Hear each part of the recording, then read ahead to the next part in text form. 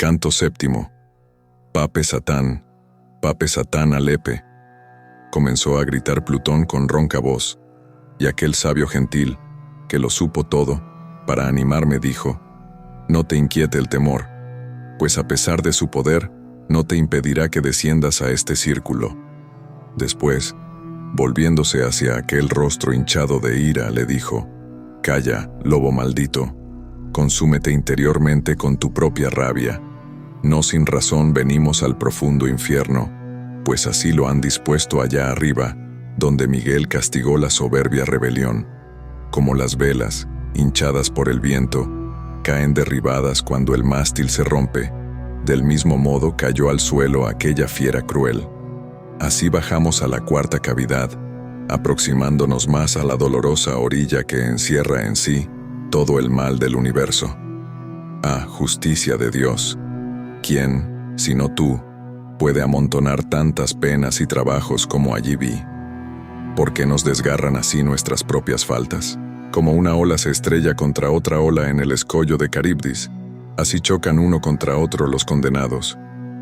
Allí vi más condenados que en ninguna otra parte, los cuales formados en dos filas, se lanzaban de la una a la otra enormes pesos con todo el esfuerzo de su pecho, gritando fuertemente.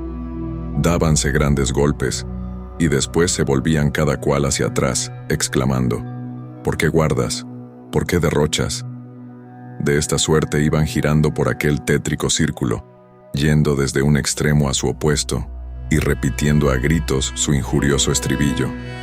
Después, cuando cada cual había llegado al centro de su círculo, se volvían todos a la vez para empezar de nuevo otra pelea. Yo, que tenía el corazón conmovido de lástima, dije: Maestro mío, indícame qué gente es esta. Todos esos tonsurados que vemos a nuestra izquierda, ¿han sido clérigos? Y él me respondió: erró la mente de todos en la primera vida, y no supieron gastar razonablemente. Así lo manifiestan claramente sus aullidos, cuando llegan a los dos puntos del círculo que los separa de los que siguieron camino opuesto.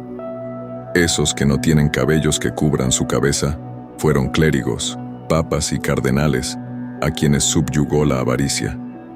Y yo, maestro entre todos esos, bien deberá haber algunos a quienes yo conozca y a quienes tan inmundos hizo este vicio, y él a mí. En vano esforzarás tu imaginación. La vida sórdida que los hizo deformes hace que hoy sean obscuros y desconocidos. Continuarán chocando entre sí eternamente, y saldrán estos del sepulcro con los puños cerrados, y aquellos con el cabello rapado. Por haber gastado mal y guardado mal, han perdido el paraíso, y se ven condenados a ese eterno combate, que no necesito pintarte con palabras escogidas. Ahí podrás ver, hijo mío, cuán rápidamente pasa el soplo de los bienes de la fortuna, por los que la raza humana se enorgullece y querella. Todo el oro que existe bajo la luna y todo lo que ha existido, no puede dar un momento de reposo a una sola de esas almas fatigadas. Maestro, le dije entonces, enséñame cuál es esa fortuna de que me hablas, y que así tiene entre sus manos los bienes del mundo. Y él a mí: oh necias criaturas, cuán grande es la ignorancia que os extravía. Quiero que te alimentes con mis lecciones. Aquel, cuya sabiduría es superior a todo, hizo los cielos y les dio un guía, de modo que toda parte brilla para toda parte, distribuyendo la luz por igual.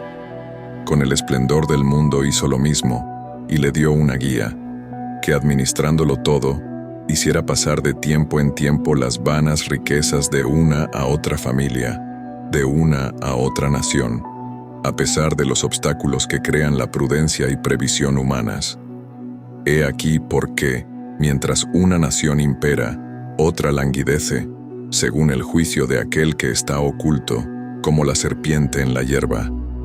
Vuestro saber no puedo contrastarla, porque provee, juzga y prosigue su reinado, como el suyo cada una de las otras deidades. Sus transformaciones no tienen tregua.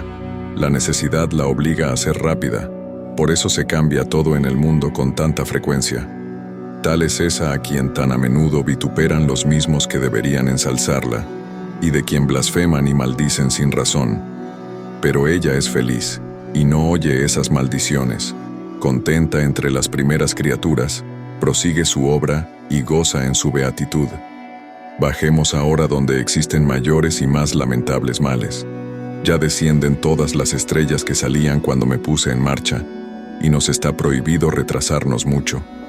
Atravesamos el círculo hasta la otra orilla, sobre un hirviente manantial, que vierte sus aguas en un arroyo que le debe su origen y cuyas aguas son más bien obscuras que azuladas. Y bajamos por un camino distinto, siguiendo el curso de tan tenebrosas ondas.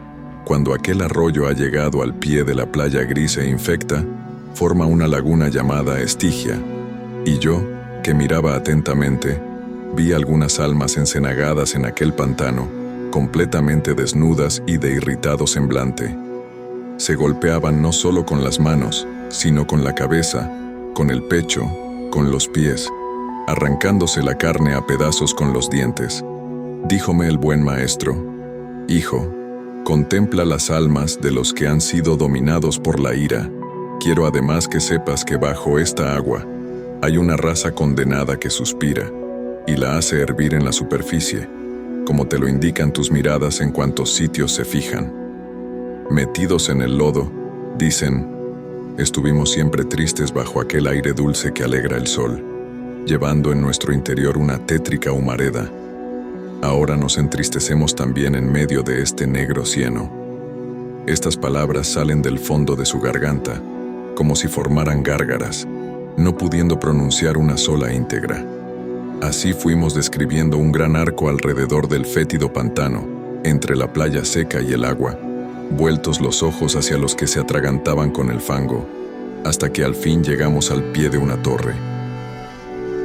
Canto octavo.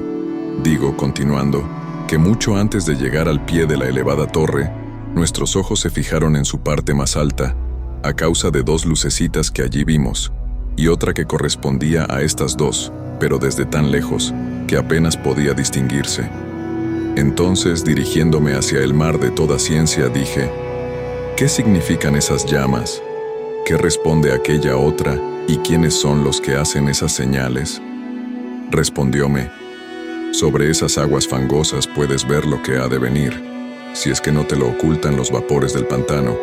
Jamás cuerda alguna despidió una flecha que corriese por el aire con tanta velocidad, como una navecilla que vi surcando las aguas en nuestra dirección, gobernada por un solo remero que gritaba: ¿has llegado ya, alma vil?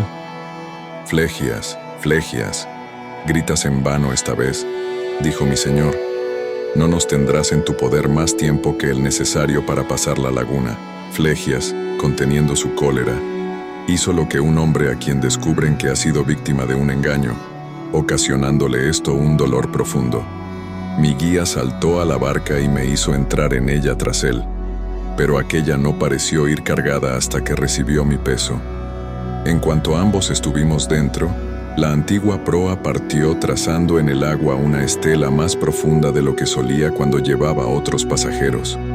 Mientras recorríamos aquel canal de agua estancada, se me presentó una sombra llena de lodo y me preguntó: ¿quién eres tú, que vienes antes de tiempo? A lo que contesté: si he venido, no es para permanecer aquí. Mas dime, ¿quién eres tú, que tan sucio estás? Respondióme: ya ves que soy uno de los que lloran. Y yo a él: permanece pues entre el llanto y la desolación, espíritu maldito. Te conozco aunque estés tan enlodado. Entonces extendió sus manos hacia la barca, pero mi prudente maestro le rechazó diciendo: vete de aquí con los otros perros. Enseguida rodeó mi cuello con sus brazos, me besó en el rostro y me dijo: alma desdeñosa, bendita aquella que te llevó en su seno. Ese que ves fue en el mundo una persona soberbia.